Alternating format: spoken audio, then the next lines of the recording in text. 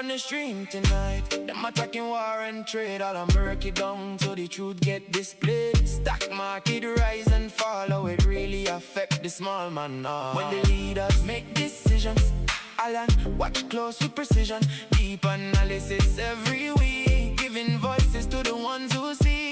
Audience calling from abroad, Nevis, St. Kitts, London Yard, Florida, Jamaica, to everybody locked in for the global view.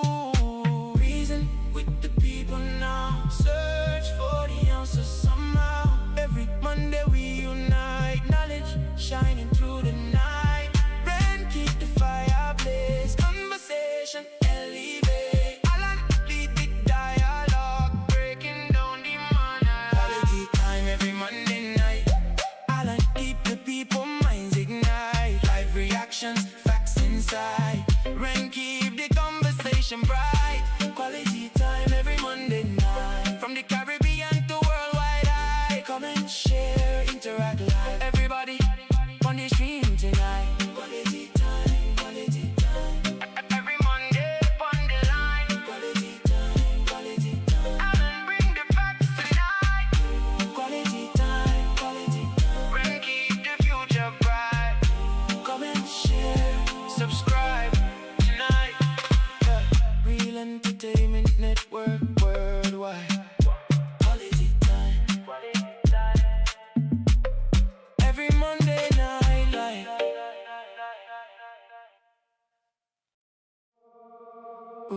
Quality time. Quality time. Quality time. Quality time. Every Monday on the line. I don't bring the facts tonight. So the people read between the lines. Rain live. Everybody tune in live. Global topics, deep analysis. Audience interaction every night. I lump on the live stream shop, breaking down the news and the world affairs part. From the islands to the White House, every headline get dissected right now. No noise, no gimmick talk. Pure facts when Alan start walk. Economics, politics too. Caribbean lens on the global view. Shot a light up non-stop. Viewers calling, comments drop. Everybody got a voice tonight. Reasoning deep till the morning light. We not follow every trend. We are search the truth again. Real analytics, no pretend. Quality time, so the standard again. Quality time every Monday night. Alan keep the people minds ignite. Live reaction, facts inside. Rain keep the conversation bright. Quality time every Monday night. From the Caribbean to worldwide light. Come and share, interact live. Everybody on the stream tonight. Them attacking war and trade, all a murky down so the truth get displayed. Stock market rise and fall, how it really affect the small man now. When the leaders make decisions, Alan, watch close with precision. Deep analysis every week, giving voices to the ones who see. Audience calling from abroad, Nevis, St. Kitts, London Yard, Florida, Jamaica, to everybody locked in for the global view. Reason with the people now, search for the answers somehow. Every Monday we unite, knowledge shining through the night. Rain keep the fire blaze, conversation elevate. Yes, good evening, people. Good evening. Monday, 8 June 2026. Seem like we gonna just see a historical year as far as sports. Arsenal win the Premier League, and look here now, Knicks up 2-0 in the finals. So it seem like that's the type of year we just dealing with this year. Good evening once again to everybody. Hope everybody is doing well. Give thanks to everybody as usual for tuning in, interacting, liking, sharing, subscribing this show. And the other entertainment on the network. This evening we're going I kind of feel like I got two heavy topics. One being the AI, the other being the engineering, the tunnels. People are talking about connection points, St. Kitts and Nevis, build a bridge. Tonight we're gonna discuss how we're gonna look into what it would take to do a tunnel actually, and AI. As I say, those are the two kind of substantive one, but got some other things in between. Got a nice little short one we could start off with. Uh, being as tourism is such a big thing, I show speed pass and this lady is discussing. So we're gonna start off by looking at Aisha Speed, what people saying about his tour in the Caribbean. One YouTuber just gave the Caribbean millions of dollars worth of free promo.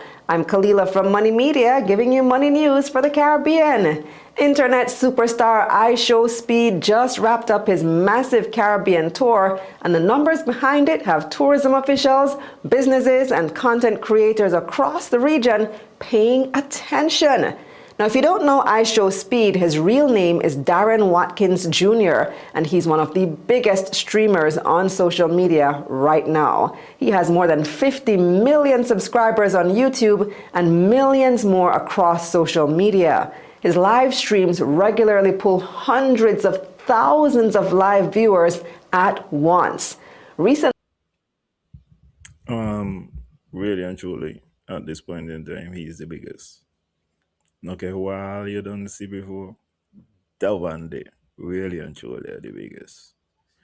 Um, People are tuning in to watch Speed sleep, much less when he got events. So there's no doubt that there was at least attention brought. How we could measure what this attention means, that I feel like is another conversation. Speed visited 15 Caribbean countries, including Jamaica, Trinidad and Tobago, Barbados, St. Lucia, and the Dominican Republic, and he live streamed his experiences. The numbers were huge.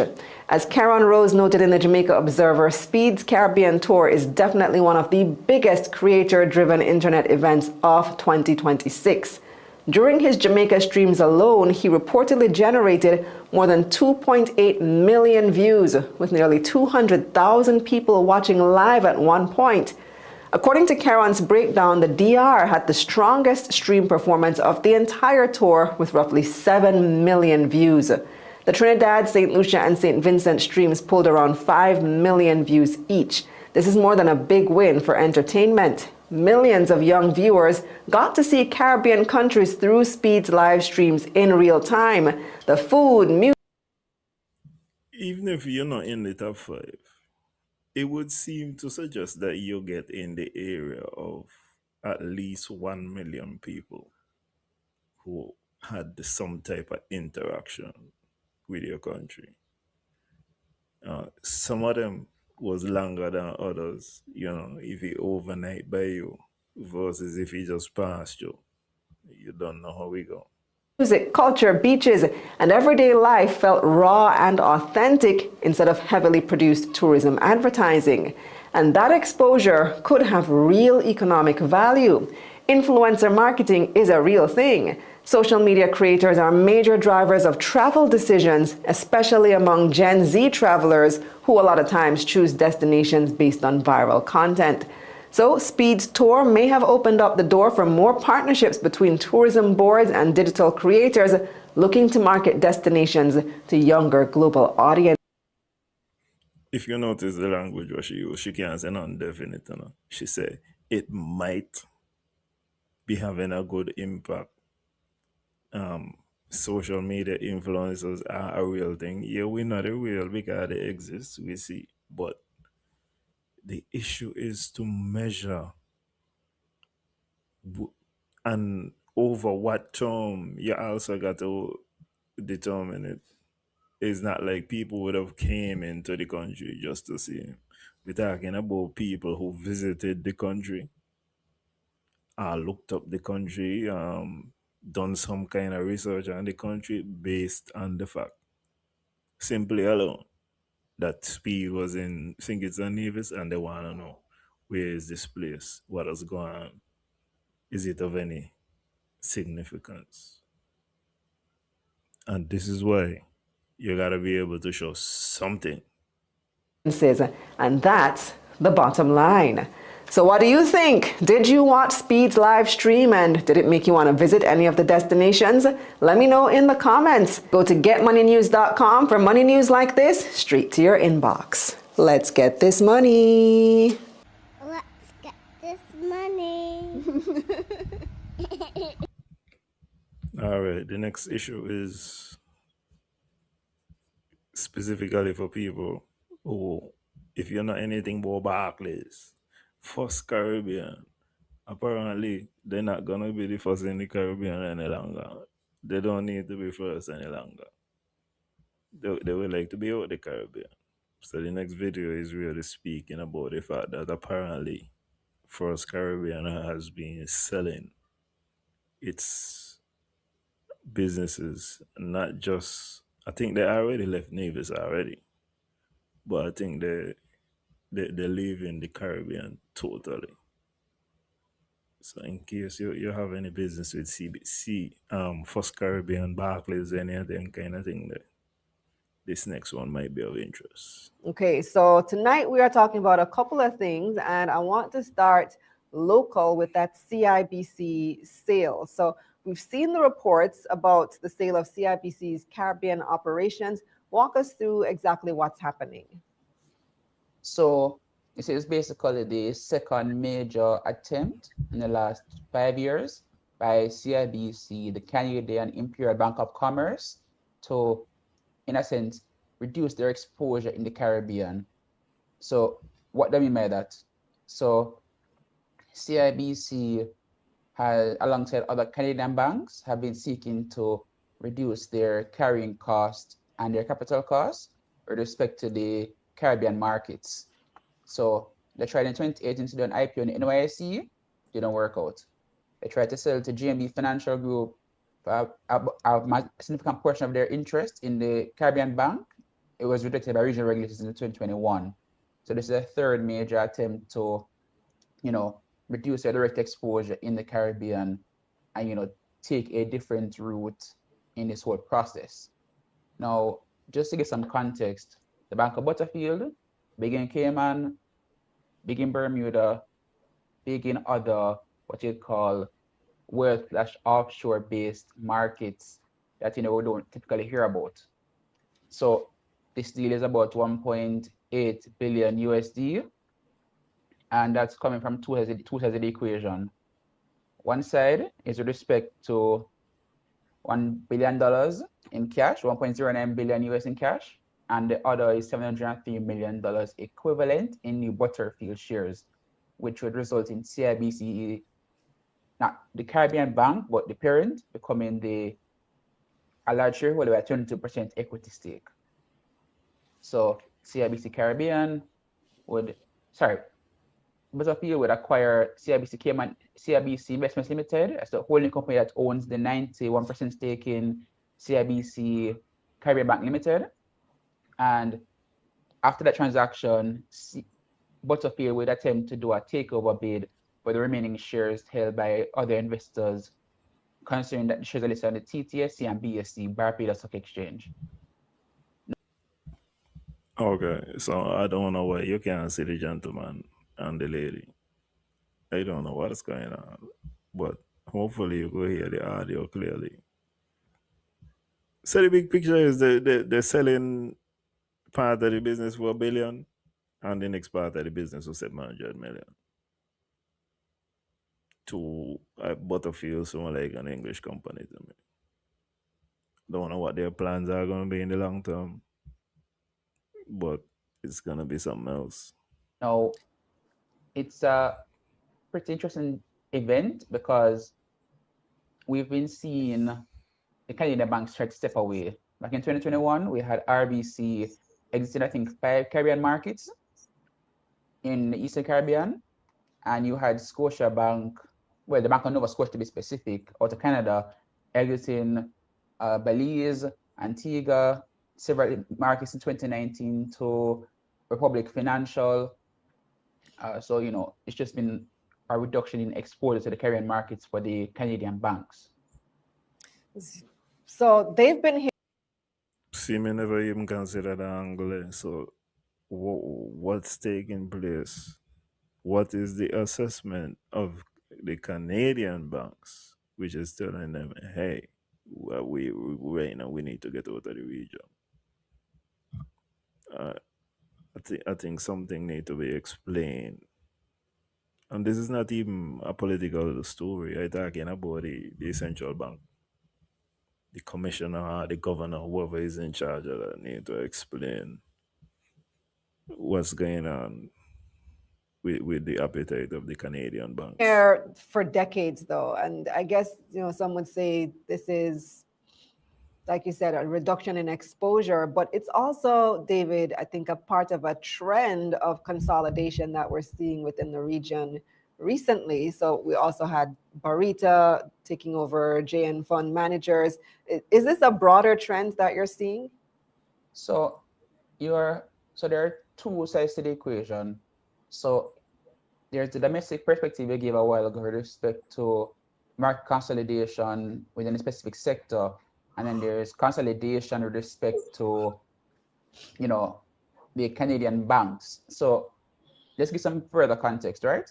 So when I own a banking business as a subsidiary, I have to put greater capital allocation. I put more capital aside basically towards the entity because of the increased risk provisions.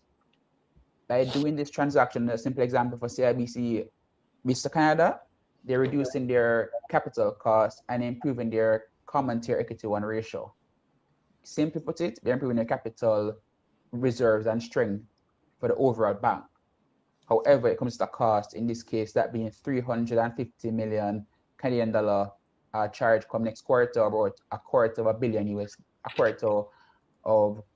USD. Now, with respect to the local financial sector, what you're seeing is greater market consolidation for two reasons. One, what you're tending to find right now is that it's getting a lot more expensive to operate in our domestic market. So we would have seen recently whereby the FSC got approved from Cabinet last year to adjust some of their fees for the securities dealers. So the annual cost or in terms of fees paid to FSC went up in a significant way, and just for the securities dealers or the investing segment or the financial sector.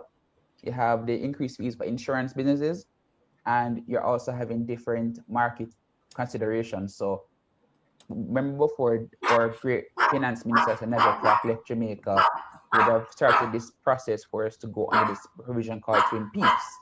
And with that provision of Twin Peaks alongside the potential special resolution regime and other market conditions or market changes that are coming, it's creating a situation whereby if the major owner of some of these financial entities doesn't have the capital, it becomes a very big significant constraint on their ability to grow.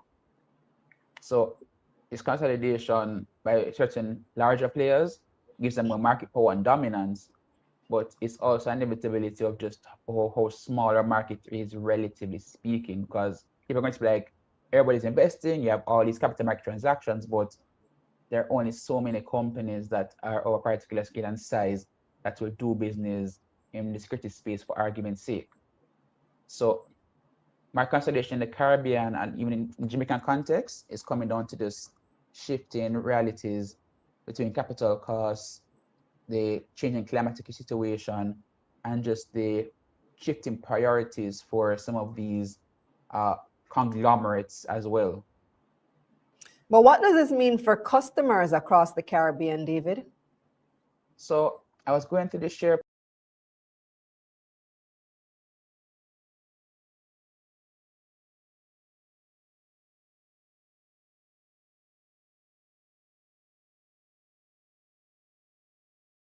Really, Ginger, just give me a moment, honey, and then you could be the star again.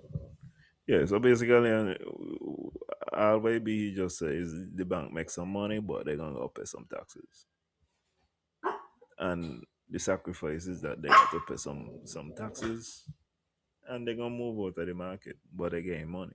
So ain't like they ain't get nothing.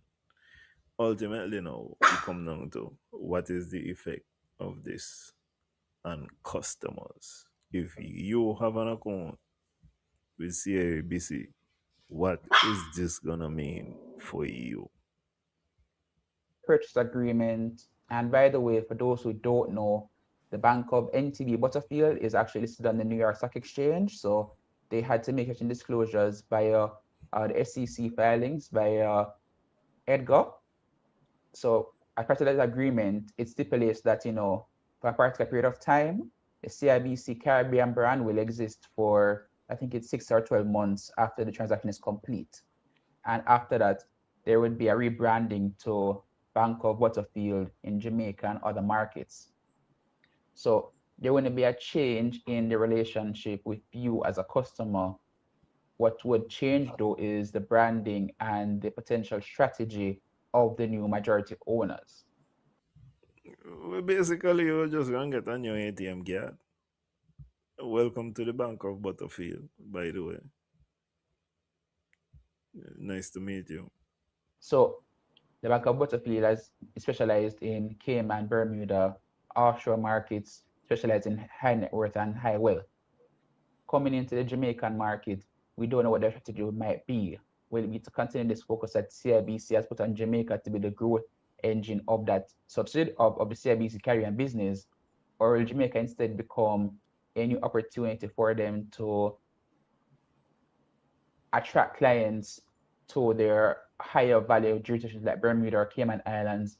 So we're not sure what it take place, but based on what I'm seeing so far, Butterfield is more focused on, their increased dominance in the Cayman Islands, where they're going to see more value of the combined entity.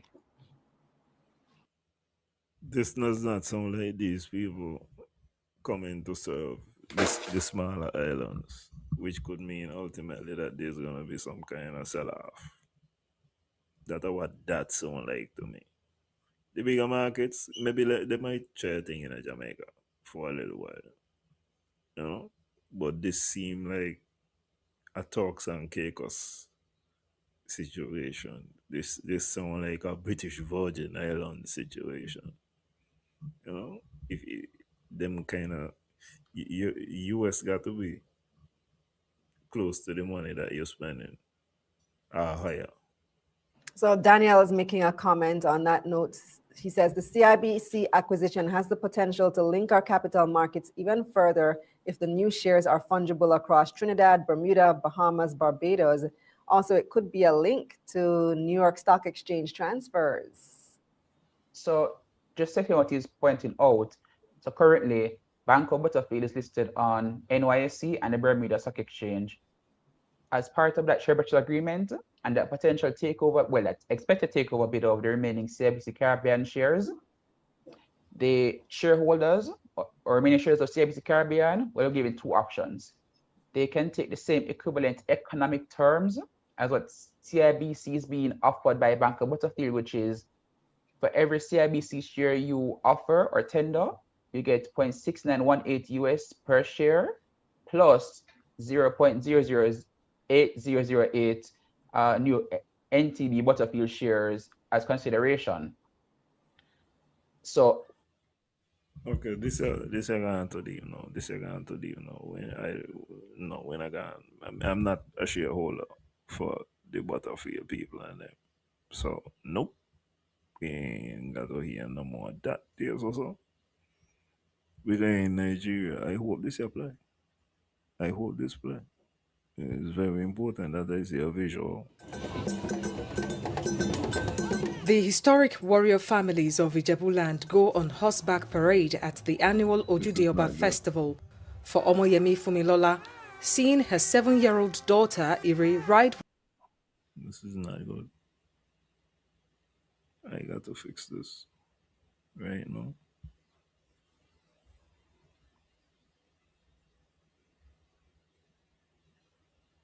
I have to fix this right now. Okay, give me a moment, ladies and gentlemen. What happened is that this is the opening of a festival in Nigeria.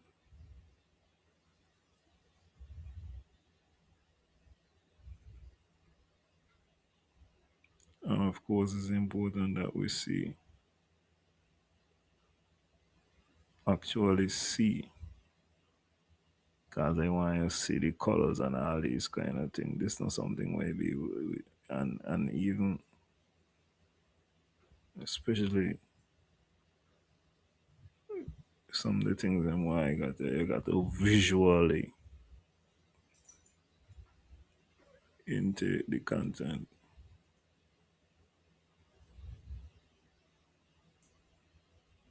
It does not seem like there's anything wrong here, you know?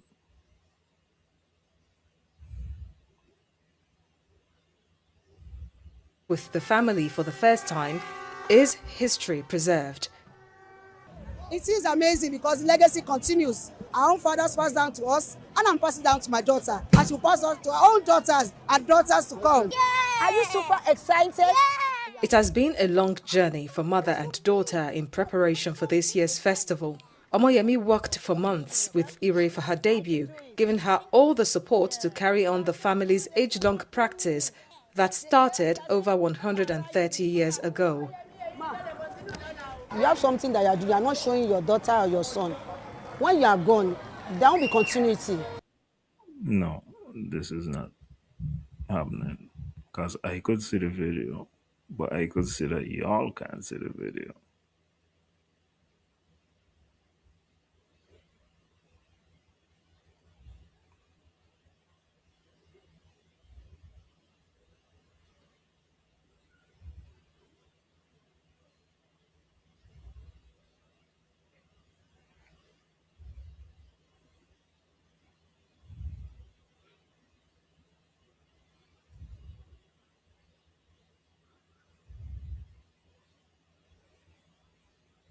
Give me a moment, give me a moment.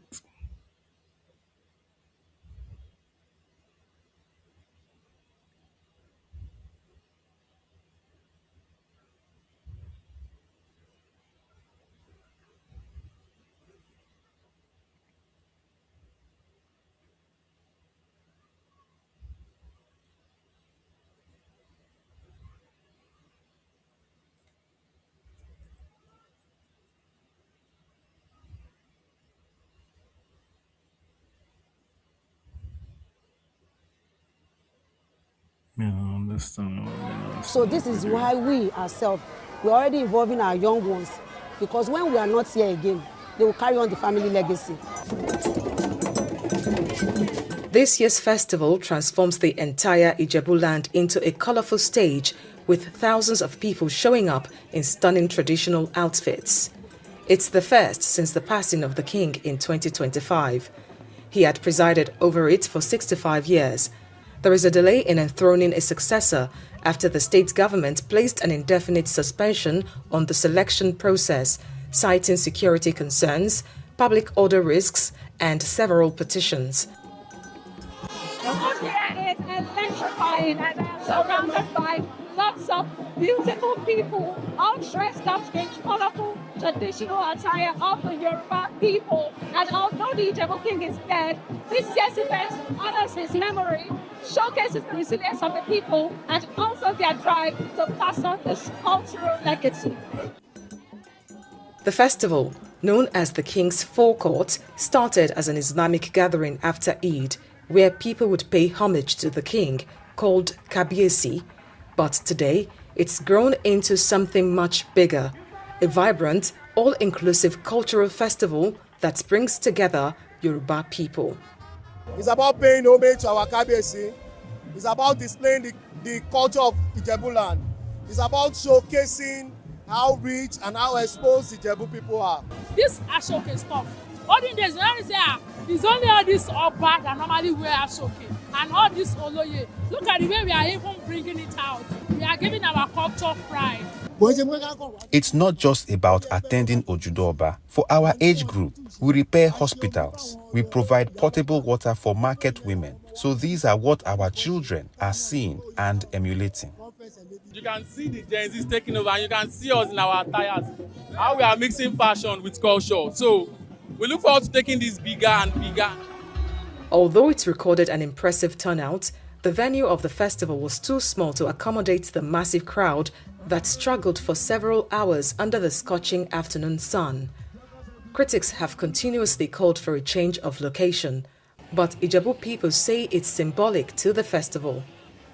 The Ojude Festival is under pressure to expand and adapt as it continues to attract the younger generations. However, the resolve of the older ones is that this cultural heritage must remain rooted in community rituals in order to maintain its originality.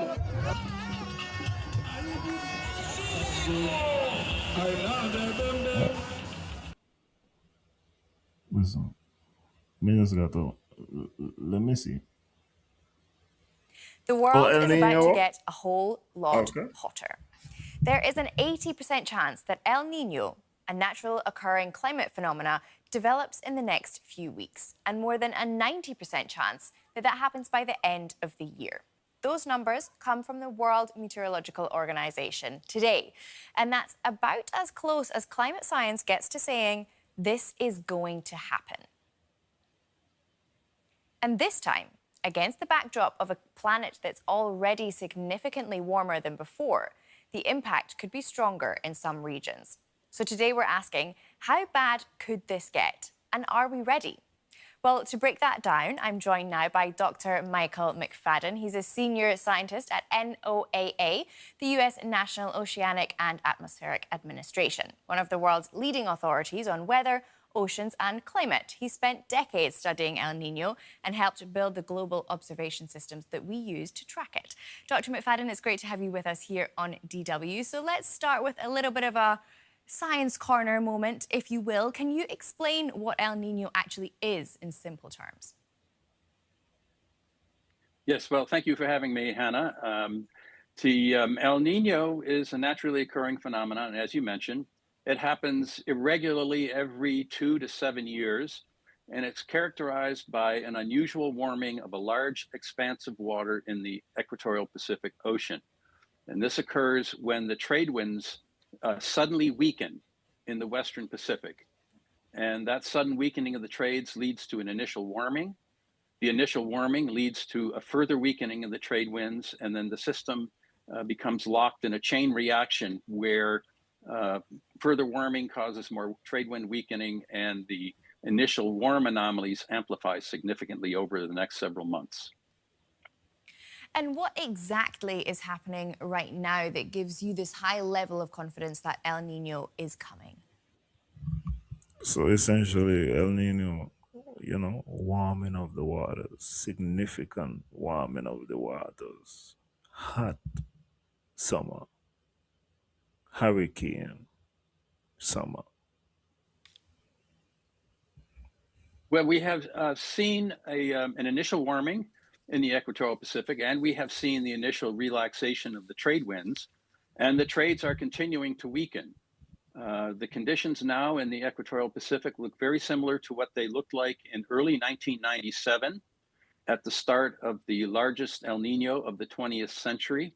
They look very similar to what conditions looked like in early 2015 at the start of the largest El Nino of the 21st century.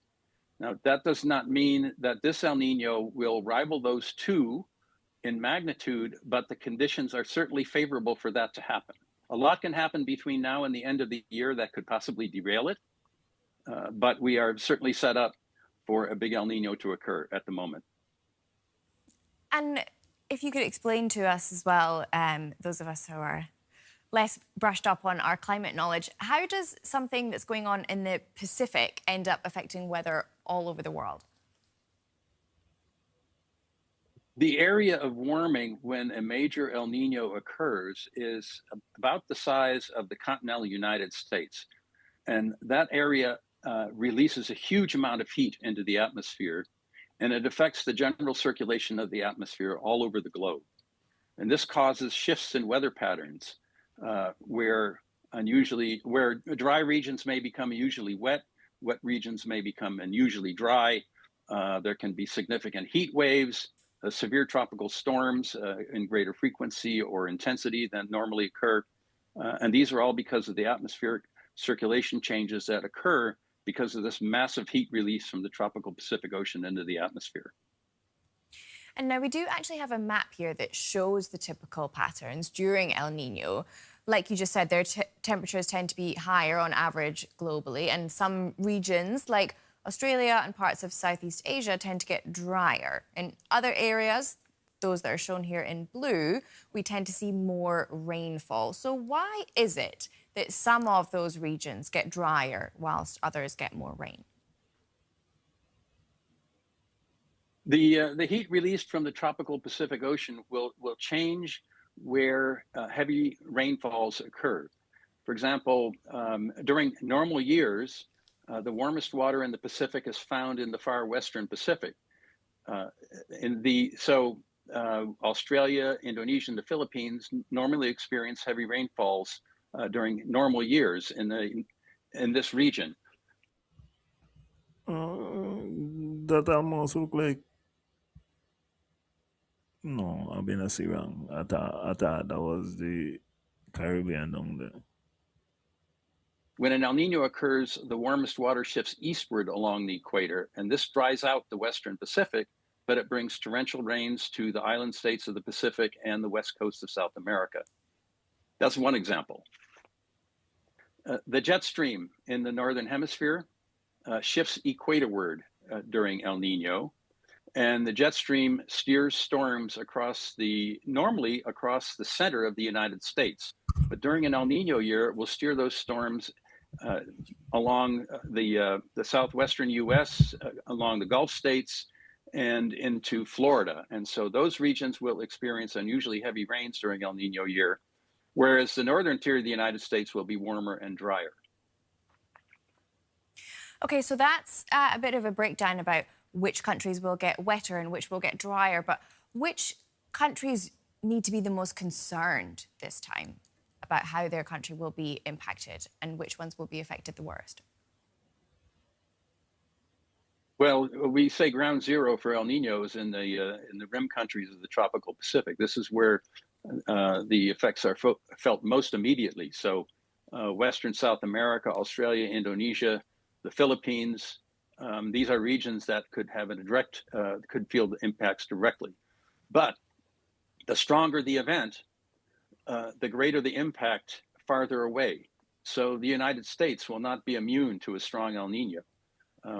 East Asia, South Asia will not be immune to a strong El Nino.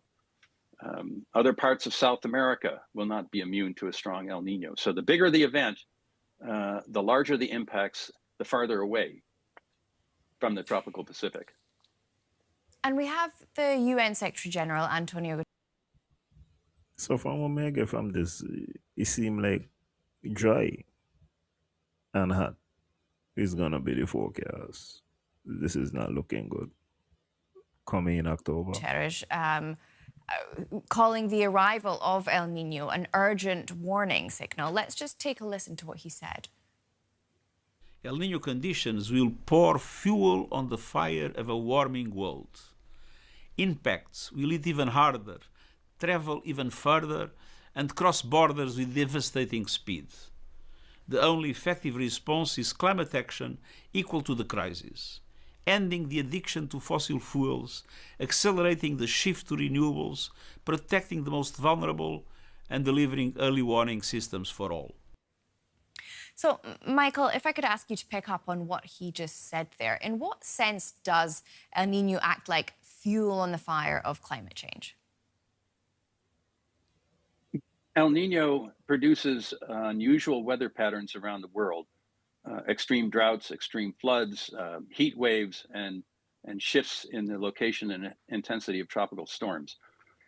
It is occurring now on a background that is much warmer than it was even 40 years ago. And a warmer atmosphere can hold more moisture. So, for example, where we might expect a heavy El Nino rainfall, because the atmosphere can hold more moisture, that rainfall now can become an extreme rainfall, which can lead to extreme flooding.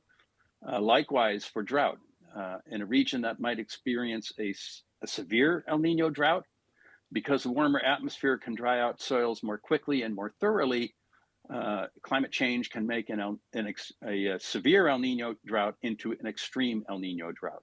So climate change is amplifying the impacts of El Nino in today's warmer world. And Guterres also talked about climate action. Where would you say we are globally on that right now?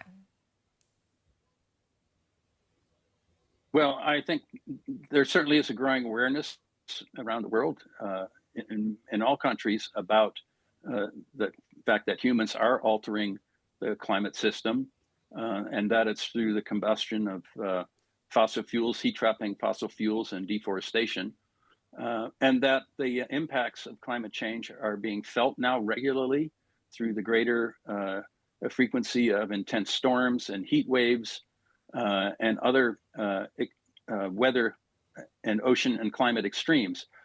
So I think there is a growing concern about this, and not universally and not everywhere, but there is a greater motivation to actually try to make changes that decarbonize society and limit some of the more severe impacts of climate change on humanity and on natural systems. And I guess on a related note, at what role do early warning systems play? Do we have anything in place in order to prepare us for what's potentially to come? Well, of course, one of the goals of the research that we have been doing on El Nino for the past 40 to 50 years is to improve long-range weather forecasting related to it. And there have been great successes in this regard. But we know now, having seen the evolution of many El Nino events over the past several decades, how they evolve, how quickly they evolve, how large they can get. And we have many months of lead time between now and the end of the calendar year when it reaches its peak development. And so we know what the global fingerprint generally is of a major El Nino event. We know where it will be unusually wet or dry, where we can expect greater extreme heat. So there's plenty of time through these long-range weather forecasts to develop mitigation strategies to avoid some of the worst impacts of the event. And maybe on a more individual level, how should people be preparing for something like this? And what would you tell anyone who's feeling overwhelmed by all of this, and maybe people who are looking for some kind of sense of hope in this? Well, of course, El Nino has been occurring for eons, so we have lived through El Ninos before. We know that they can be destructive, but there is, as we have information now that helps us prepare. So this is not the first time. It might be a rough time, and you also got to think of the rough time in consideration to what else is going on in terms of gas prices and that type of situation. You got to be mindful, you know. It could end up be a fight this summer. You know what people will say when players hot and you're irritated, them kind of situation. Maybe it's good some kind of wet weather come soon. Everybody take a little splash down. But the authorities got to take this situation seriously and just prepare accordingly for the various possibilities, of which there seem to be many. Because we can't pin this man down on anything. It's not as though he's saying it definitely gonna be dry, it definitely gonna be wet. But it seems like whatever it will be, it definitely gonna be an extreme of both events. So if you start to see rain, maybe it's just rainy time for real. And with that comes some challenges. And if it's dry, then that also come with other obvious challenges. But you gotta prepare accordingly for the season. And we can take steps that will help us avoid some of the worst consequences of these events. Now, climate change, of course, is the background condition on which these events are occurring. And, you know, many people are feeling distressed about the trajectory of humanity towards a warmer world. But in fact, there are rays of light. We see that, you know, more people are driving electric vehicles, for example. Wind and solar power are becoming more affordable and competitive with fossil fuels as energy sources. So, you know, if you look back 20 or 30 years, we've really come a long way in terms of changing our energy system. So there is a lot of hope. And, you know, for those who are feeling perhaps a little bit distressed by you know, how events are unfolding, you know, you can always choose by your personal actions, whether you are doing your part to make the environment a better place.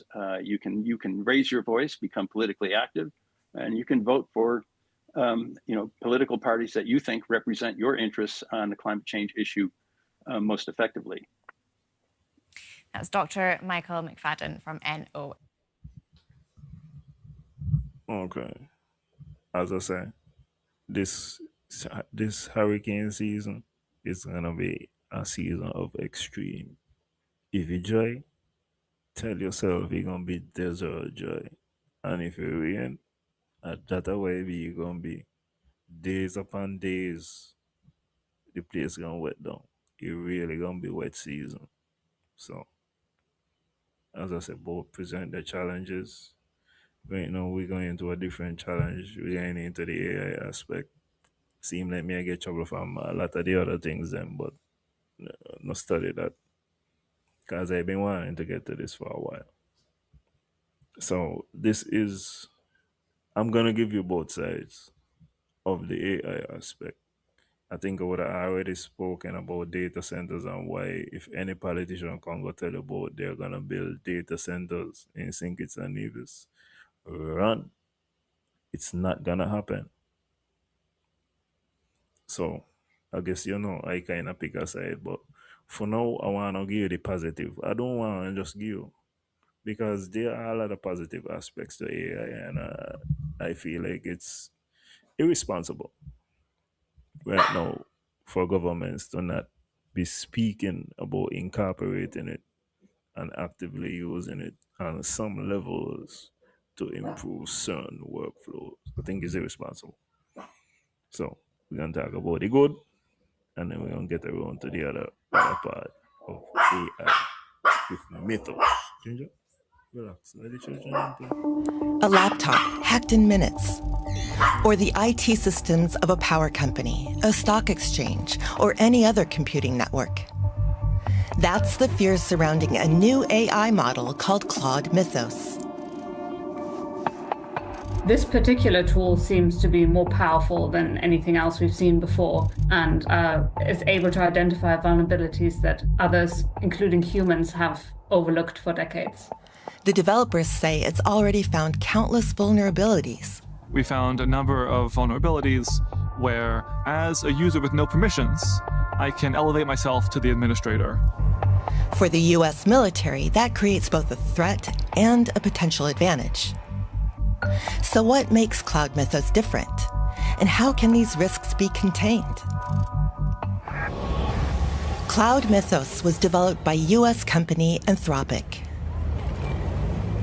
We haven't trained it specifically to be good at cyber. We trained it to be good at code, but as a side effect of being good at code, it's also good at cyber. The Pentagon pushed for unrestricted use of Anthropic's AI, but the company rejected uses like surveillance. Governments worldwide are watching closely. We believe that AI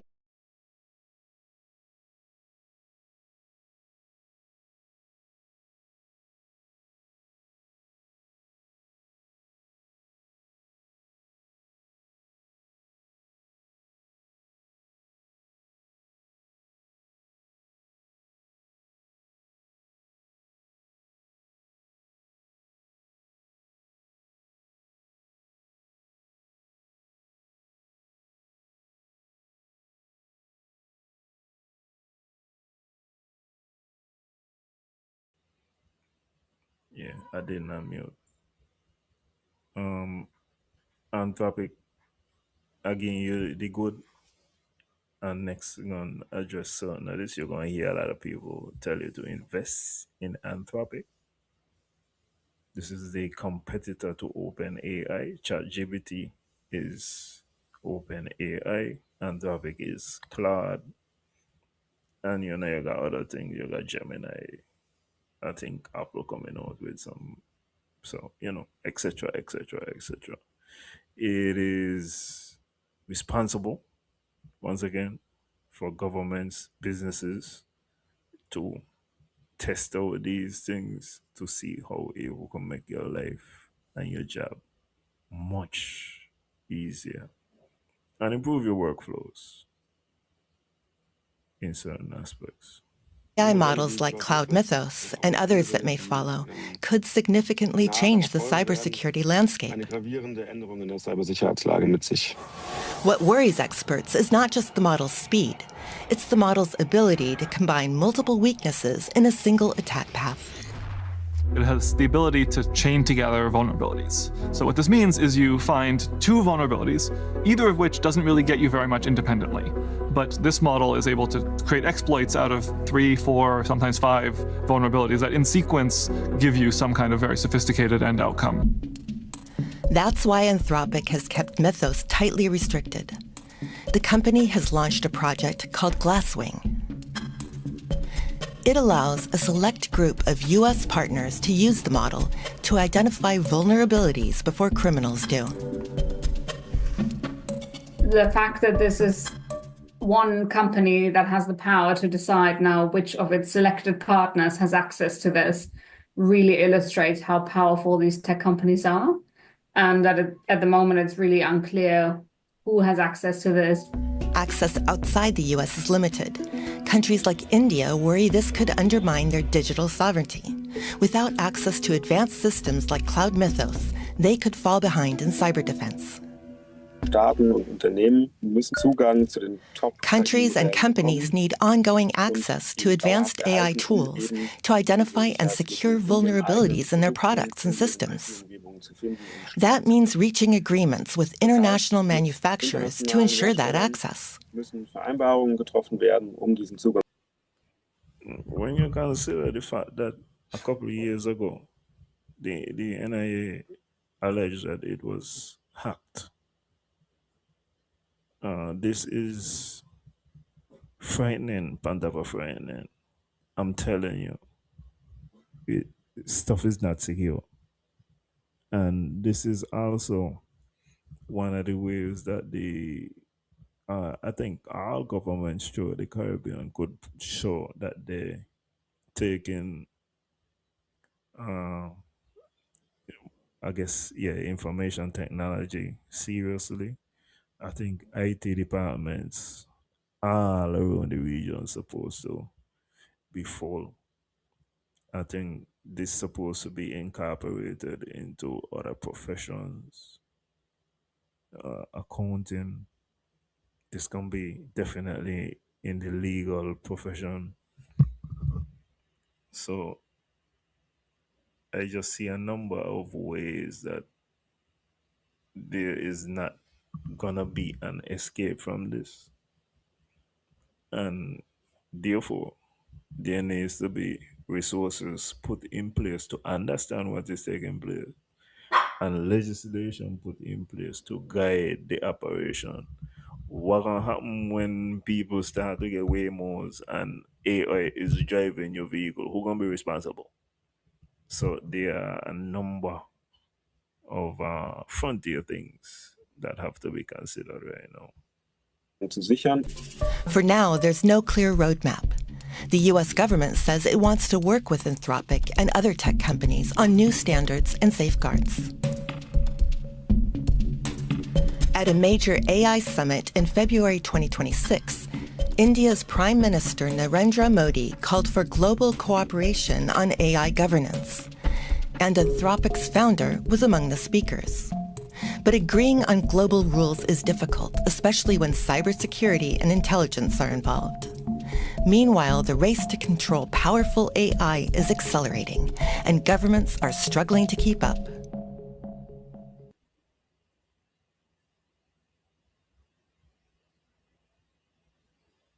Okay, so that was the good of AI. By the way, these companies, I think they're supposed to be doing IPO soon, and they're getting valuations of like $900 billion, $800 billion. I think that's for Anthropic and OpenAI, respectively. So this is the type of battlefield. Now, to kind of pass through and let you understand the other side and why it might not be a proper investment to go all the way into AI to hedge yourself, just to give you a little further understanding of the players. This next gentleman is gonna let you hear the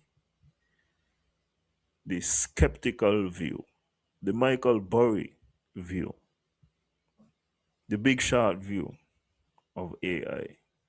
He is a skeptic. Wouldn't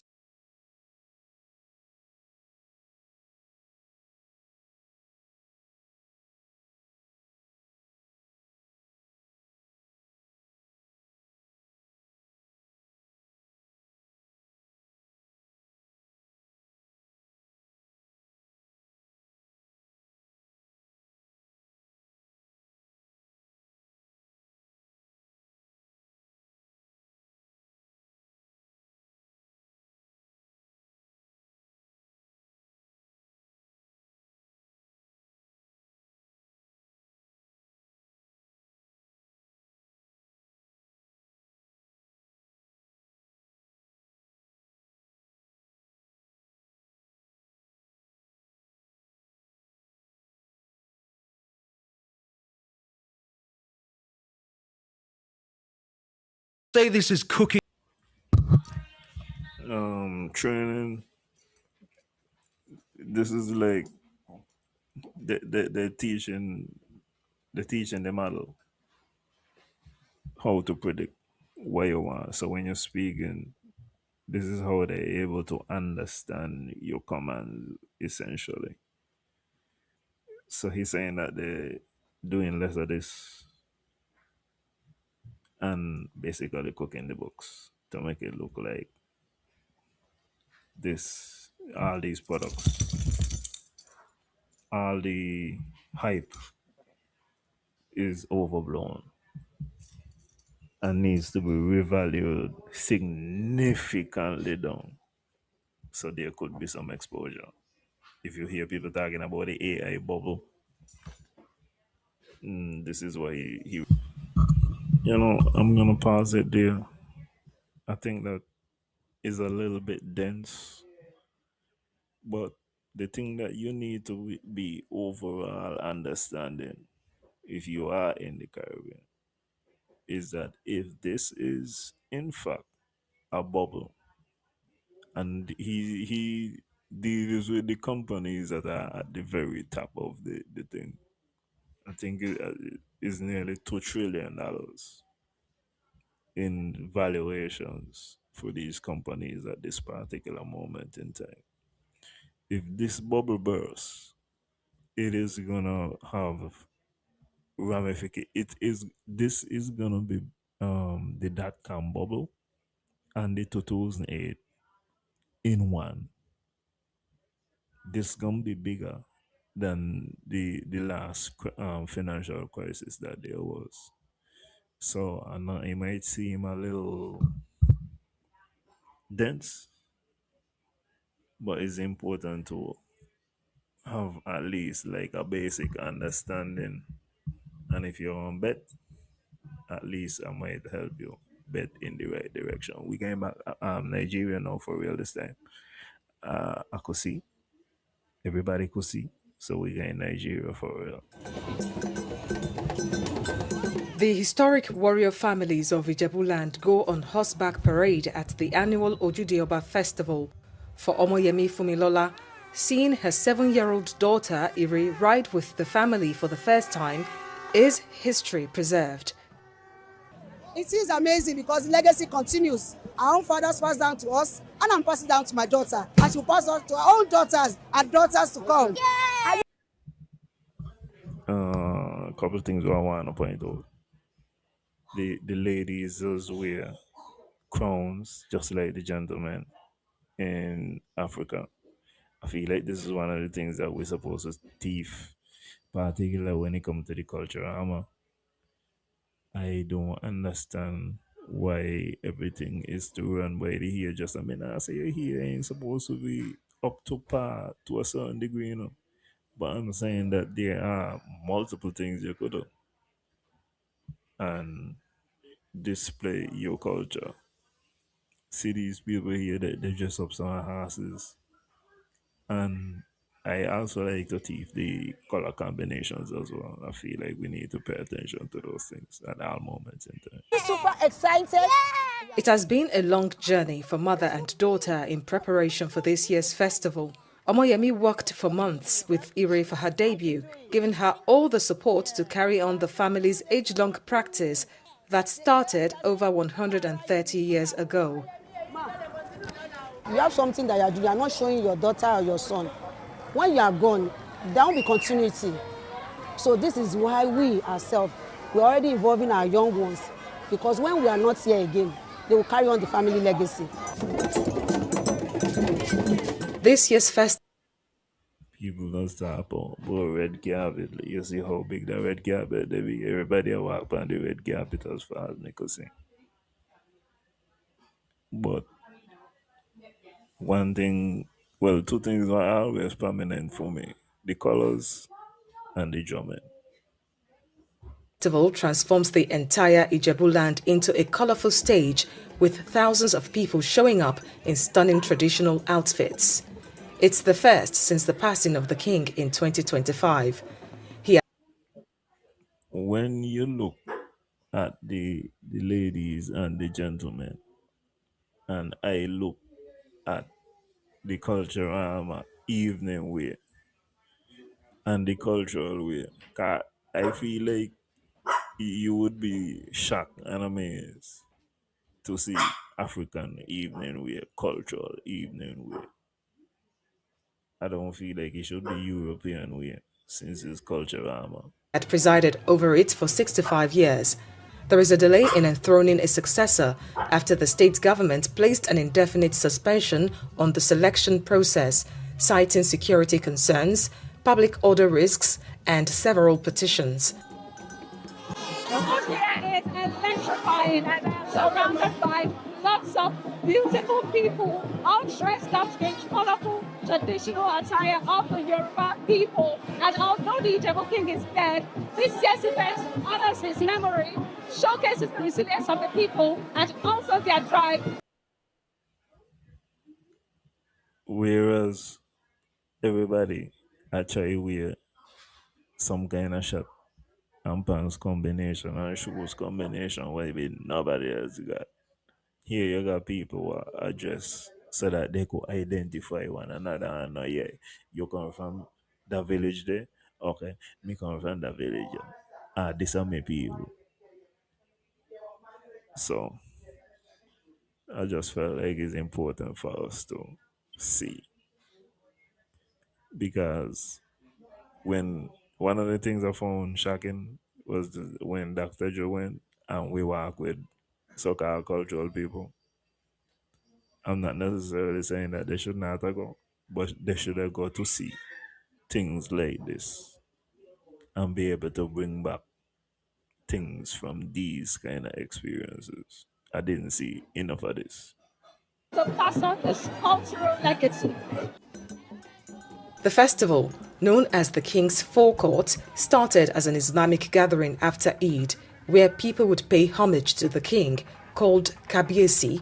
But today, it's grown into something much bigger, a vibrant, all-inclusive cultural festival that brings together Yoruba people. You see all kind of different people, as I tell you.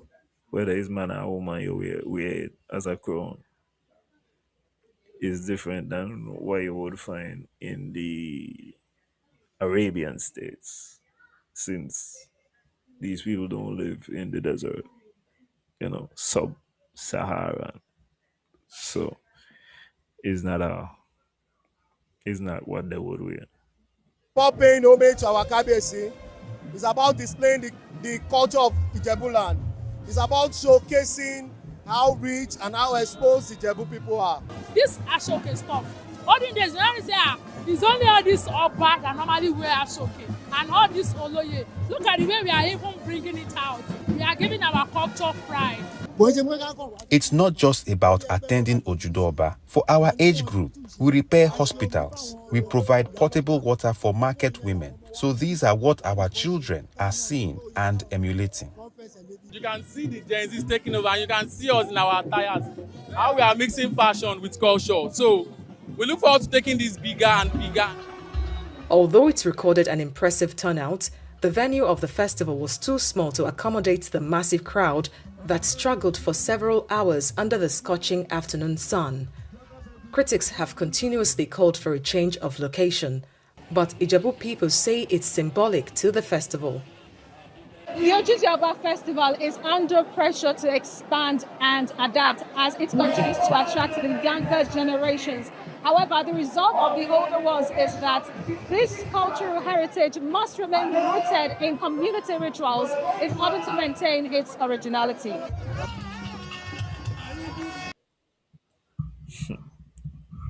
Boy, I wish culture have been a go like us, but been a stick to the scripture. That would have been a good thing. This thing is exploding. It seems like they're adapting, but more maybe the program, but not necessarily the location. The location and the rituals that they're going to. Anyway, we're going to Cuba. We might be in Cuba for the duration of the show, but we're definitely visiting Cuba. The last time I watched this gentleman and he was speaking about Venezuela, he was correct. So take that with a grain of salt. But here we go. July 1st, 1898, the middle of the Spanish-American War. On the San Juan Heights near Santiago in eastern Cuba, American volunteers from the Rough Riders are storming Spanish defensive positions. Leading the charge is the 39-year-old Theodore Roosevelt. The assault is a complete success. Soon after, the Spanish garrison on the island capitulates, and Madrid is forced to sign a humiliating peace treaty. The Spanish colonial empire collapses. Puerto Rico, Guam, the Philippines, and Cuba fall under American control. 3 years later, the hero of San Juan Hill, Colonel Theodore Roosevelt, becomes President of the United States. And he will revolutionize American foreign policy. Roosevelt reinterprets the Monroe Doctrine of 1823. What began as an attempt to keep European colonial powers out of Latin America is transformed into a justification for American hegemony across the region. So we start off in the late 1890s with a military victory by soon-to-be President Teddy Roosevelt, the man who originated big stick diplomacy, which, as is being suggested, was maybe you could call it the first corollary to the Monroe Doctrine. This was his interpretation of what the Monroe Doctrine meant. Monroe Doctrine meaning that Europeans stay out of American business. There is no colonization to be had in the Americas. That done with. The symbol of that hegemony becomes big stick diplomacy, a doctrine that legitimizes the use of force to protect American interests, providing the ideological foundation for repeated military interventions and for treating the Caribbean as America's, quote, inner lake. Now, more than 120 years later, President Trump is not only returning to the Monroe Doctrine and the politics of the big stick, he's trying to reinterpret them once again, in an even more radical form, as the ideological basis for a new era of American dominance over the Western Hemisphere. The first step toward that new dominance has already been taken. On January 3rd, President Maduro was abducted by American Special Services, and Venezuela was brought back into the American sphere of influence. Now, dark clouds are gathering over Cuba, the next target of President Trump. US Navy warships are assembling around the island. American spy planes are conducting reconnaissance along the Cuban coast, and a new generation of Rough Riders is preparing to plant the American flag over the San Juan. Of course, these are just renderings. These are estimates based off recent reports.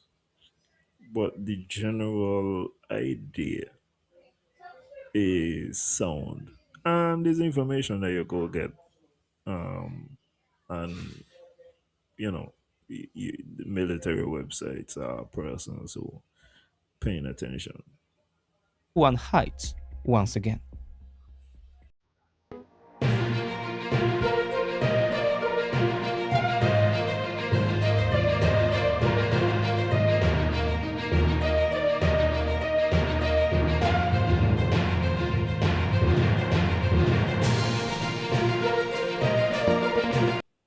Venezuela brought into the American sphere of influence, US Navy warships surrounding Cuba, a new chapter of the Monroe Doctrine. The United States is rewriting the balance of power in the Western Hemisphere before our eyes. Geopolitical shifts like these have a way of ending up in your portfolio, whether you are paying attention or not. I have been trying to stay ahead of these changes for years, rather than wait to be caught off guard, which is exactly why I use XTB, and I can invest commission-free on up to 100,000 euros, and power in Caracas passed. To understand why Cuba has become Donald Trump's next target, we need to go back to before he continued this video, all of this was spelled out in the national defense strategy, the national security strategy. There was gonna be a firmer hand in American proximity. So all of this is just kind of so far a recap before we get to the ultimate Cuban story. January 3rd this year. On that day, the Americans abducted Venezuelan President Nicolas Maduro, and power in Caracas passed to Vice President Delcy Rodriguez. As quickly became clear, Rodriguez had been brought into the American plans in advance and had agreed to cooperate. In this way, Venezuela was de facto brought into the American sphere of influence. The events in Caracas reverberated loudly in Havana, 2,000 kilometers away. Venezuela had been Cuba's largest energy supplier. Every month, regular shipments of oil arrived on the island from Venezuela, covering around 50% of Cuba's energy needs. With Maduro removed, that source dried up. Behind this, of course, stood the Americans, who concluded that cutting Cuba off from Venezuelan oil would trigger an energy crisis on the island and bring down a regime that had been a thorn in America's side since New Year's Eve 1959, when Fidel Castro's forces entered. From a strategic standpoint, this is way more fundamental than what is taking place in Iran at the moment. But it should still be noted that these are acts of war.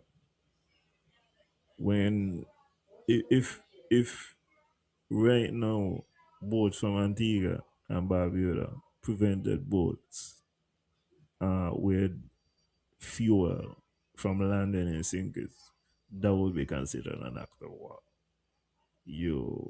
That's not how this thing works, man. Havana.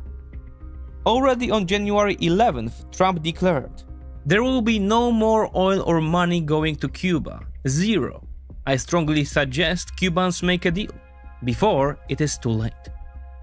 The escalation against Cuba was therefore a natural consequence of the success the Trump administration had achieved in Venezuela. But there are two other factors that also play an important role. The first is the figure of US Secretary of State Marco Rubio. Rubio is the son of Cuban immigrants. Although his parents left Cuba not for political reasons, but economic ones, and arrived in the United States 3 years before Fidel Castro's revolution, Rubio built his political career around the idea of overthrowing the communist regime in Cuba. This is hardly surprising since Florida, the state Rubio comes from, is the main home of the Cuban diaspora. Since entering the world of high politics, Rubio has consistently blocked every attempt to normalize relations with Cuba. Now as the head of the powerful State Department, he has a chance to bring his crusade to an end. All the more so because Rubio's policy fits perfectly into the president's strategic vision, one the press has dubbed the Donroe Doctrine. It is a In addition to that, Marco Rubio would like to be the next president of the United States. And one of the things he would like to tout is that he brought Cuba back into the fold. Not just the people, the 11 million people, but the territory itself. To have capitalism in Cuba. For Cuba to try a different way, a more democratic way. And certainly capitalism. So from these particular perspectives, well, I guess we don't get to that. a radicalized version of the Monroe Doctrine, drawing heavily on Theodore Roosevelt's big stick policy, which we mentioned at the beginning. Trump is deeply convinced that the United States should dominate the Western Hemisphere economically, politically, and if necessarily, militarily. The Donroe Doctrine combines the pursuit of hegemony with an aggressive anti-socialist ideology, aimed at the so-called Troika of tyranny, Venezuela, Cuba, and Nicaragua, and with a new imperative of great power competition, pushing China, Russia, and Iran out of America's backyard. The removal of Maduro was the first application of the Donroe Doctrine. Cuba is meant to be next on the list. After cutting Cuba off from Venezuelan oil supplies, the Americans delivered another blow on January 30th. President Trump, acting under the International Emergency Economic Powers Act, designated Cuba as an unusual and extraordinary threat to US national security. This opened the way for retaliatory tariffs against any country that dared to supply the island with fuel. Mexico, which after the cutoff of Venezuelan deliveries remained the only serious alternative supplier, immediately halted exports. From that point on, Cuba was on its own. The Cubans do produce some oil, around 40,000 barrels a day, but this does not come close to covering daily demand, which is more than twice as high at roughly 100,000 barrels.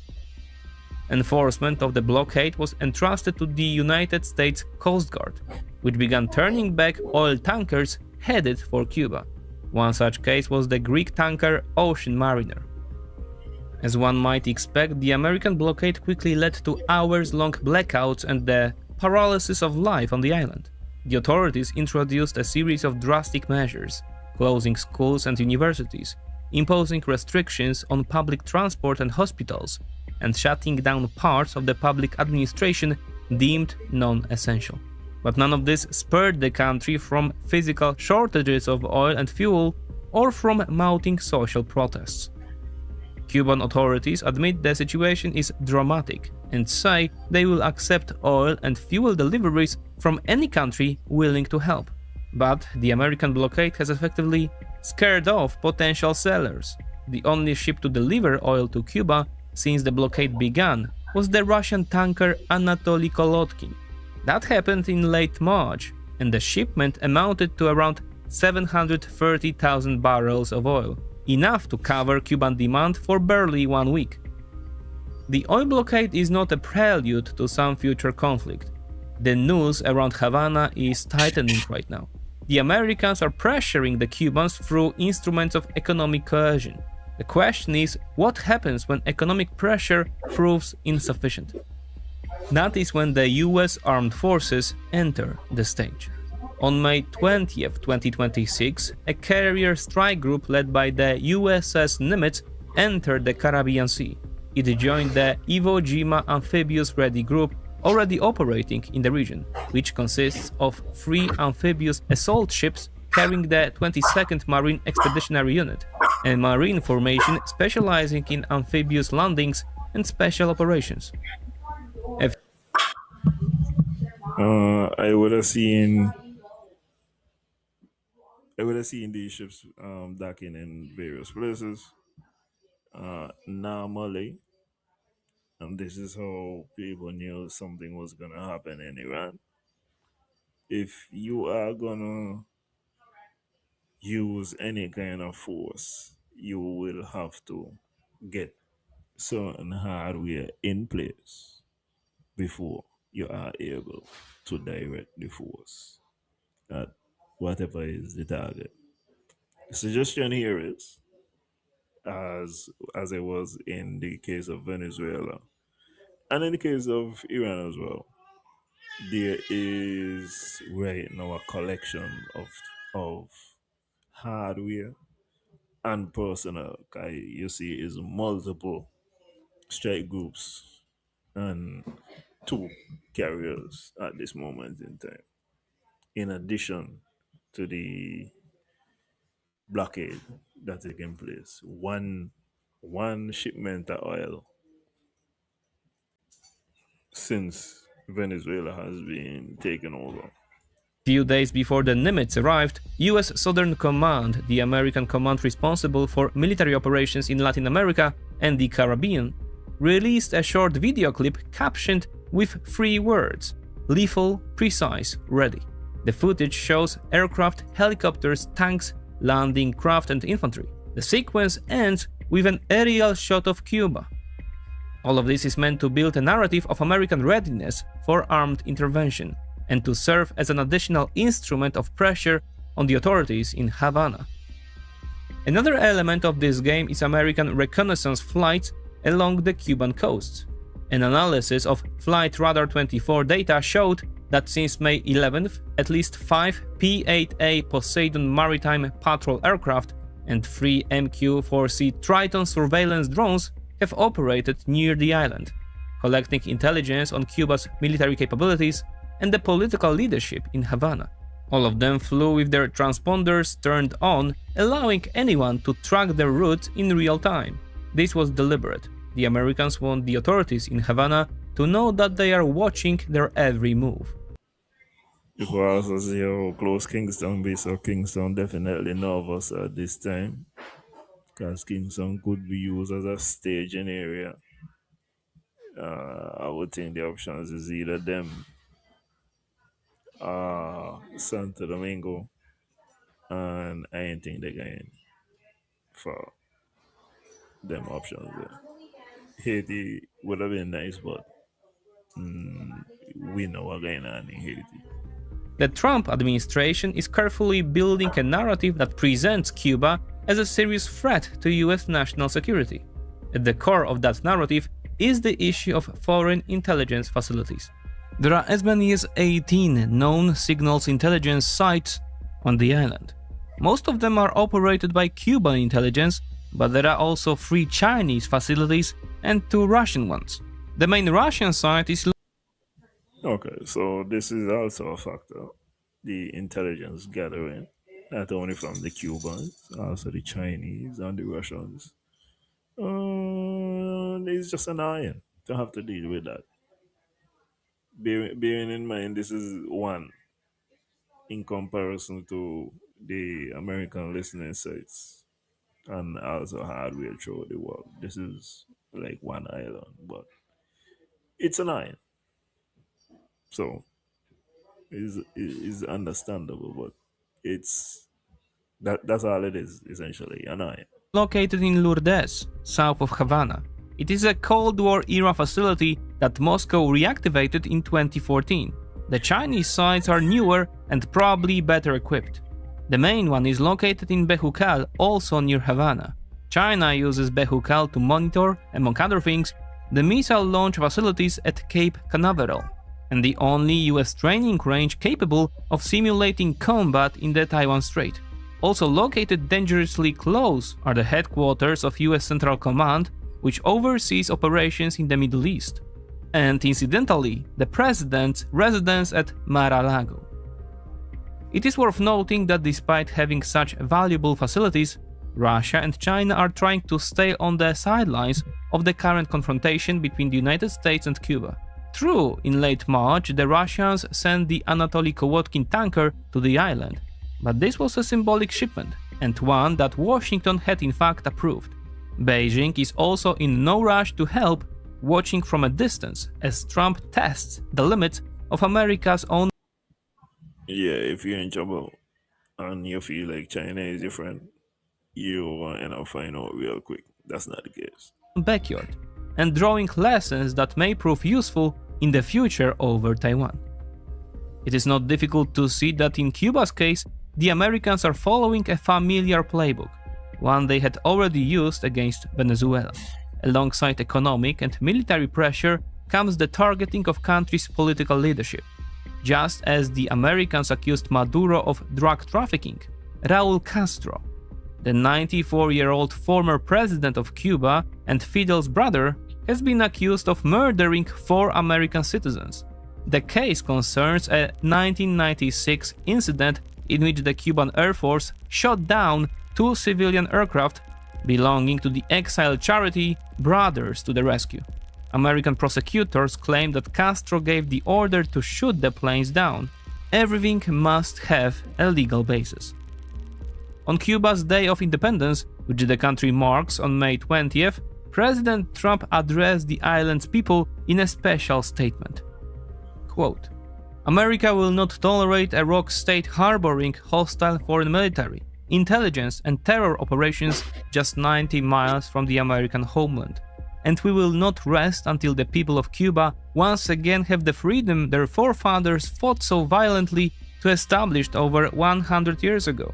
The indictment and removal of Maduro sent a clear message to his socialist allies in Havana. This is our hemisphere, and those that destabilize it and threaten the United States will face consequences. Unquote. After the Venezuelan experience, the Cubans understand that it is better not to test whether Trump is bluffing. That is why Havana is signaling its readiness to make concessions.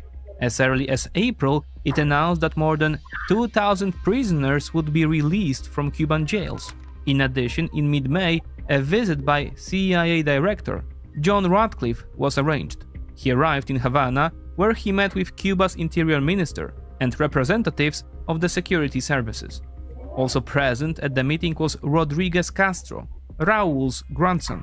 The Cubans tried to convince the CIA chief that the country posed no threat to America.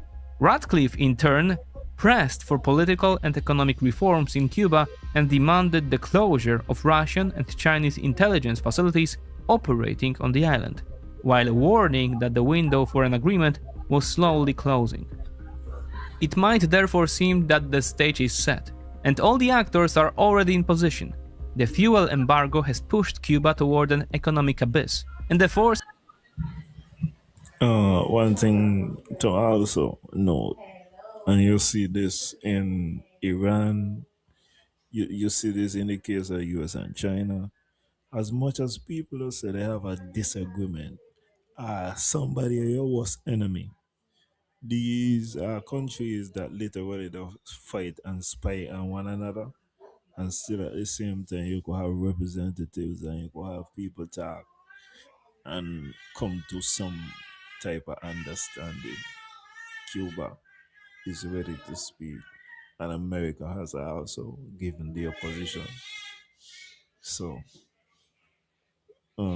if there is not a deal to be made, then war is politics by other means. The Americans have assembled in the region are sufficient to bring down the communist authorities in Havana. But the fundamental question remains open. What is Donald Trump's ultimate objective toward Cuba? there is no simple answer. Over the past few weeks, the American president has presented a range of different options at his disposal, without yet deciding which one he will ultimately choose. The first option is a full-scale invasion and occupation of the island, a repeat of the model familiar from Operation Just Cause, the 1989 intervention in Panama, when tens of thousands of American troops overthrew General Manuel Noriega. In theory, such an option is possible. Cuba's armed forces, once among the strongest in Latin America, have now shrunk to around 45,000 poorly equipped soldiers with neither a functioning navy nor an effective air force. But a full-scale invasion would carry enormous political and humanitarian risks. The fall of the Cuban regime would mean that responsibility for the island would pass to the Americans. In practice, the United States would become responsible for 10 million Cubans deprived of food, medicine, fuel, and electricity. Stabilizing the situation could take months, consuming major American military, political, and financial resources. President Trump, who has repeatedly criticized precisely this kind of stabilization mission, does not appear interested in taking full responsibility for Cuba, but he has other options on the table. This is what I refer to as the nation building option. And what he's simply saying is, if you break it, then you buy it. Say you take an invasion and you destabilize the country. Even if you win, it's gonna be the American responsibility to fix it. And that's a political gamble. The second option is to replicate the Venezuelan scenario. Using special forces, the Americans could capture Raúl Castro and bring him to the United States and stand trial for the 1996 dowing of the two aircraft mentioned earlier. This man is 95 years old. But this plan carries a serious and at the same time very prosaic risk. Castro is 94 years old and might simply not survive such an operation. If he died before being brought to the United States, the abduction would lose any real purpose. That is why a third option emerges. Again, a version of the Venezuelan scenario, but not the part involving Maduro's abduction. Rather, it would mean searching for a Cuban version of Delcy Rodriguez, someone from within the current regime who would nevertheless be willing to cooperate with the United States. From leaks in the American press, we know that Trump wants the current president and head of the Cuban Communist Party, Miguel Díaz-Canel, to step down. Trump believes he is too radical and would refuse to carry out free market economic reforms. So who, after Díaz-Canel's resignation, could play the role of Cuba's Delcy Rodriguez in this story?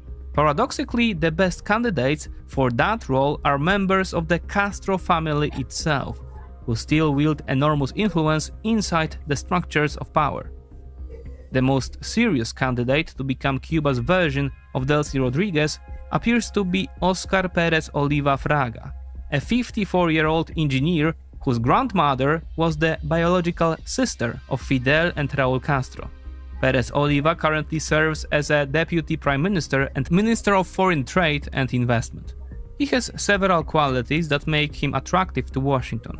He is a pragmatist and a technocrat, a supporter of broad economic reforms, and at the same time he is not burdened by the Castro name.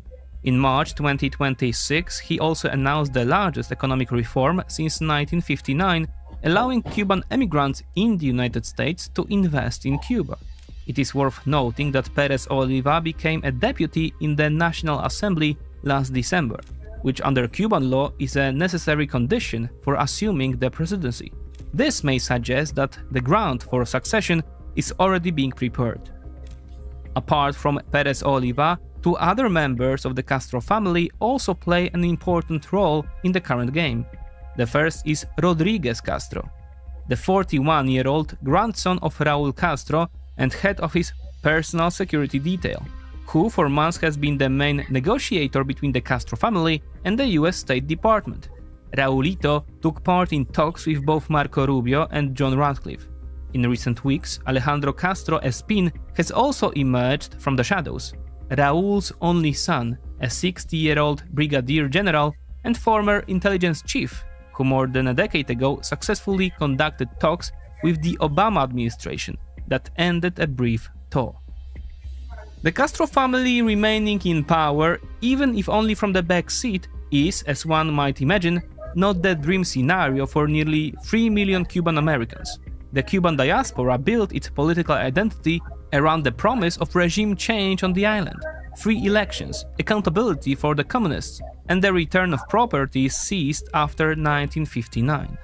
From their perspective, any deal with the Castros would simply be a betrayal. The Cuban diaspora has its representative inside the presidential administration. That one, of course, is Marco Rubio, who has tirelessly lobbied for an end of communist rule in Cuba. This is not only about the exile community in which Rubio grew up, but also about his own political ambitions. If Trump now strikes a deal with Havana, Rubio could lose the support of his ironclad electorate, Cuban Americans in Florida, and with it, his chances of becoming the next president of the United States. It is no secret that Rubio is one of the most serious Republican contenders for the White House in 2028.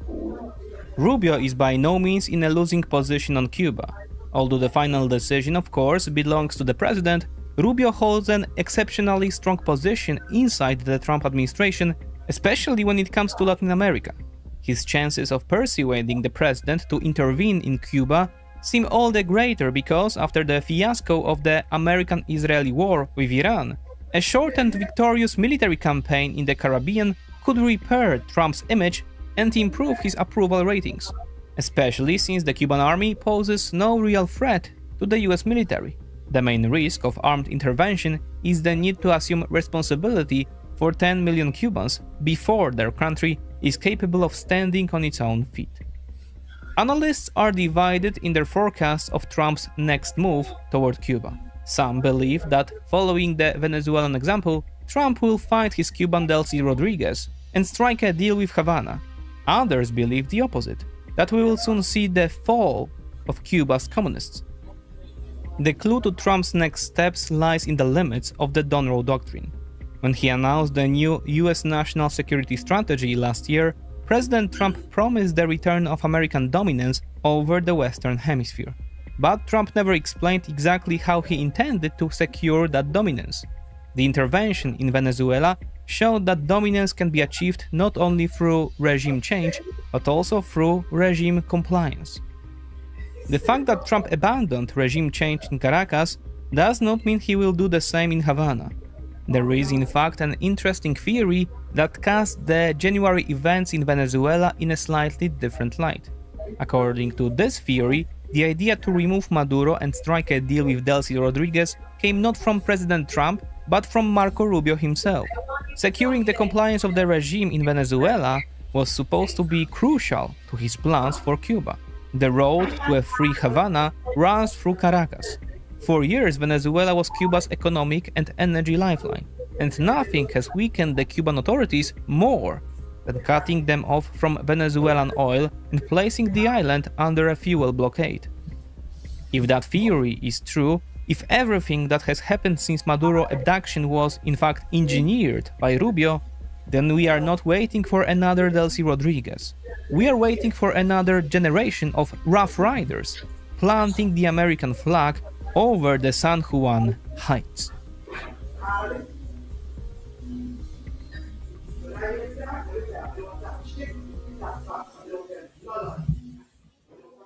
Okay, I'm gonna spend the last 15 minutes yapping.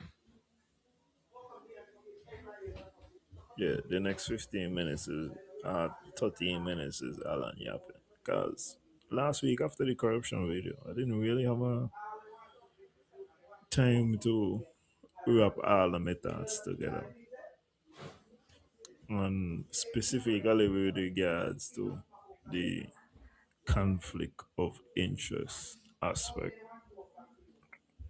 No, before I say what I was to say, I'm gonna say there is no evidence that I know of that is telling me that anybody is guilty of any crime. Okay? Having said that, that I mean that I ain't on that. and assess the situation in the context of looking at the corruption videos and understanding that corruption is something that is possible within governments. Certainly, it's there. It's a thing that happened. I don't even get to speak about the Scottish National Party and what happened recently there, where a husband was the one. I think he and the wife were in government, but he was the one who was dealing with some embezzlement of funds.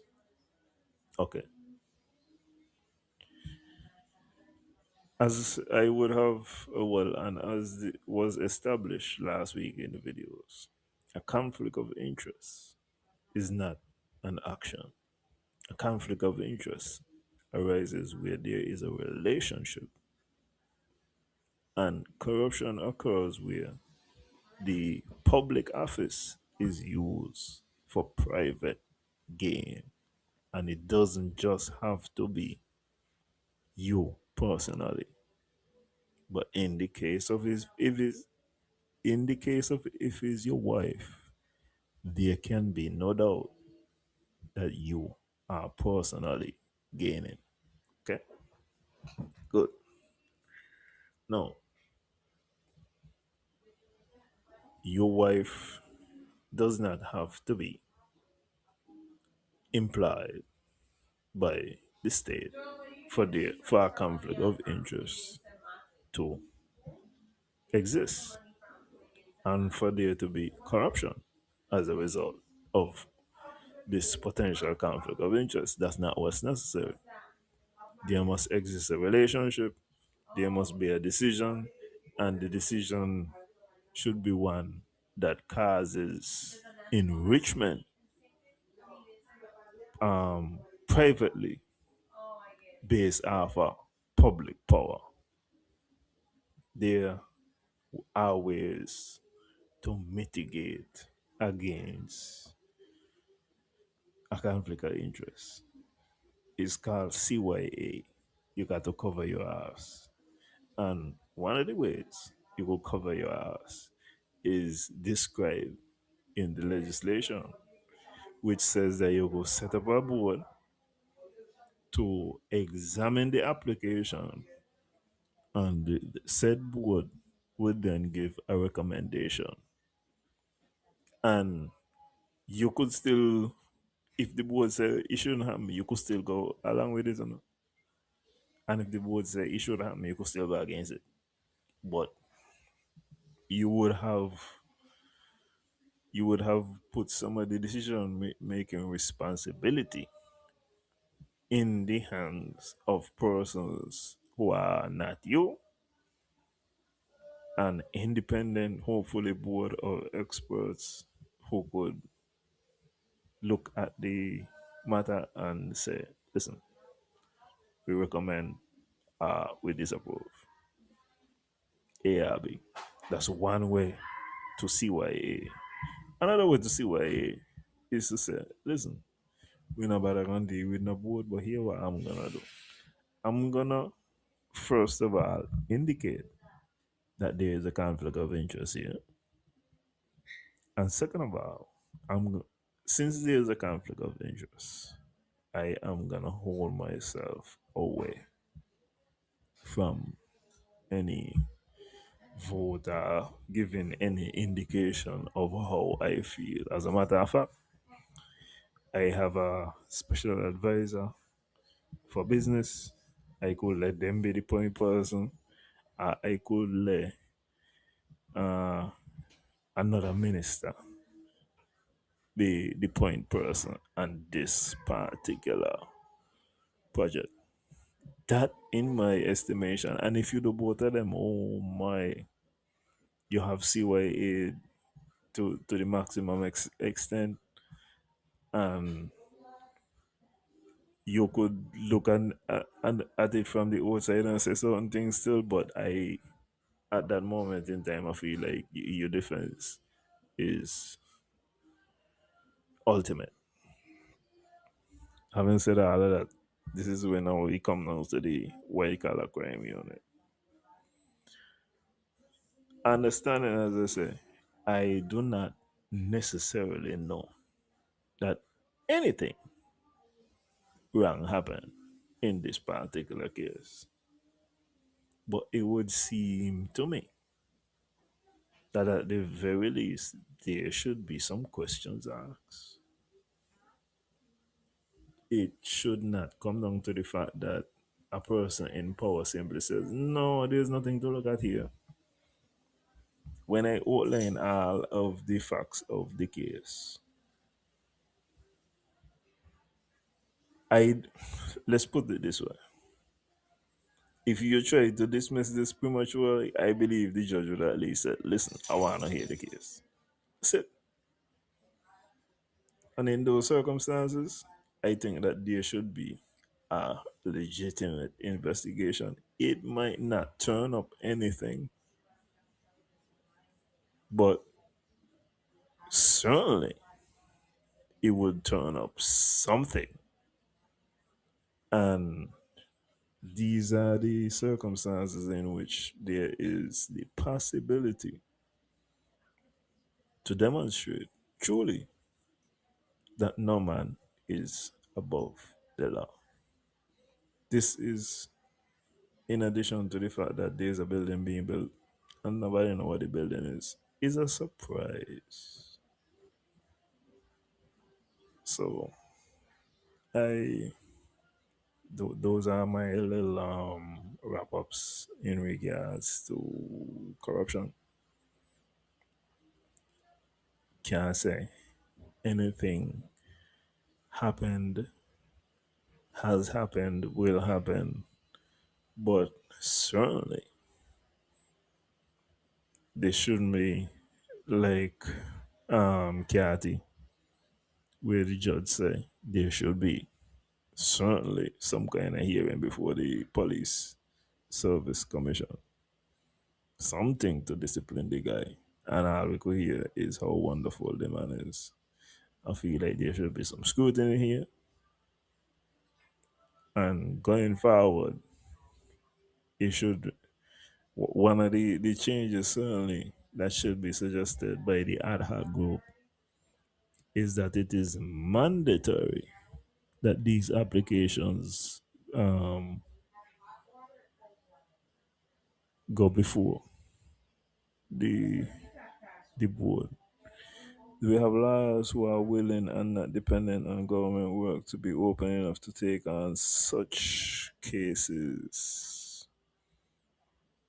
Um, I'm not certain what type of case you're referring to. The what I am suggesting is that the white collar crime unit, who is supposed to investigate matters of fraud and political corruption, these type of matters, I feel like they need to do their job. I feel like if there are any findings, if there is any report, then that the report needs to be transferred to the DPP. And if the DPP, upon reviewing the file, is convinced that there should be some type of indictment, then at that stage now, then we have action. So the legal action that I would suggest would result with the DPP doing their job and not necessarily a young uh in an attorney who is not dependent on the government. But I would tell you, in St. Kitts and Nevis, most of the attorneys are not dependent on the government for work. And most of the attorneys have sued the government in some shape or form. It doesn't really matter. They're just there to do their job.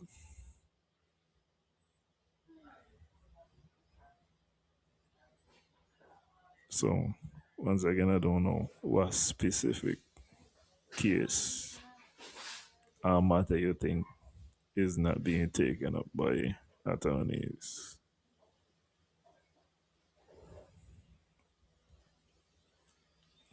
Uh, I need to go listen, Pat. You're supposed to be getting warm now.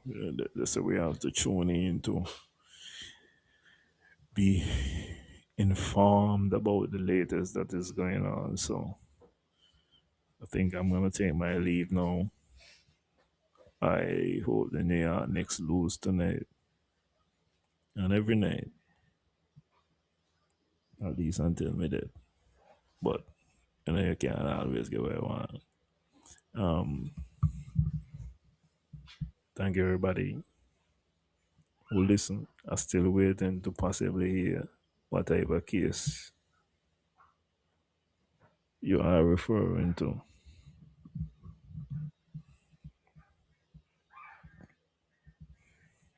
But generally,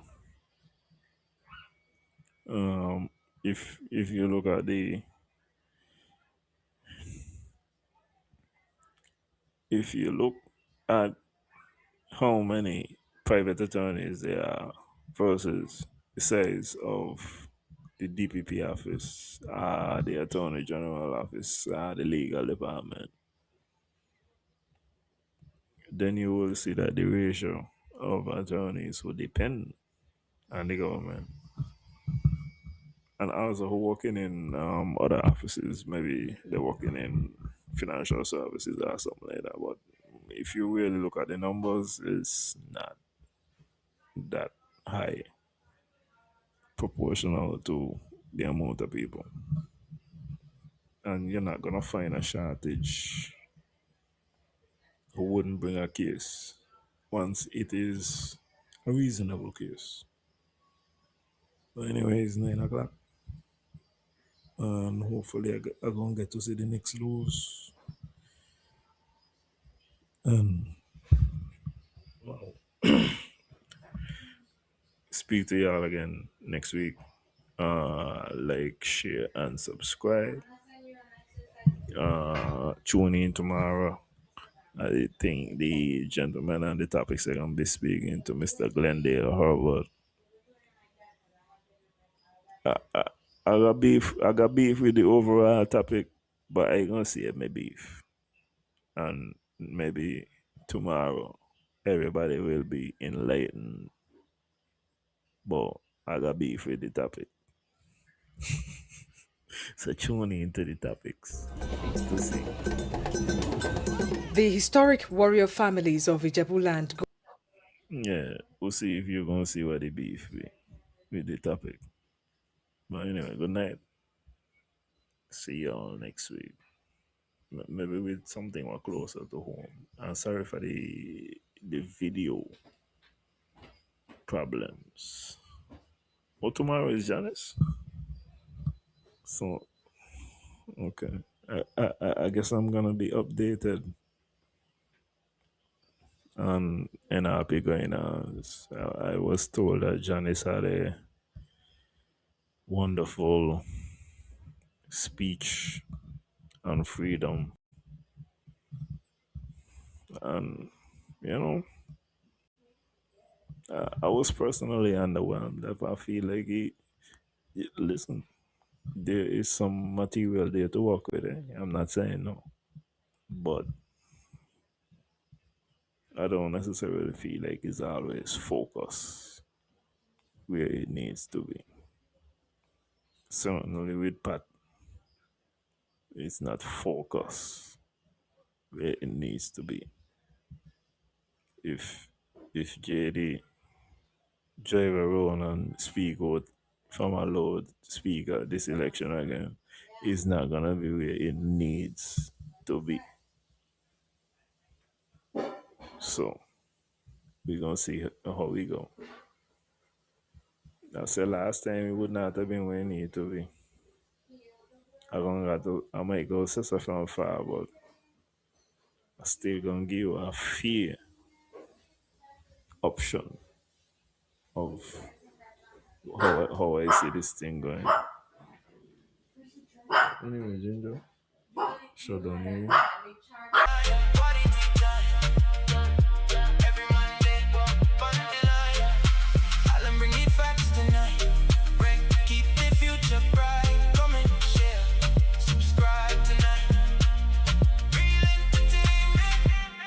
Network worldwide. Quality time. Quality time. Every Monday night.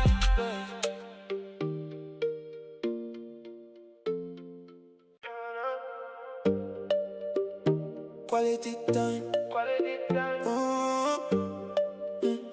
Quality time. Quality time. Quality time. Quality time. Every Monday. On the line, I'll bring the facts tonight, so the people read between the lines. Rent life, everybody tune in live. Global topics, deep analysis, audience interaction every night. I'll on the live stream sharp, breaking down the news and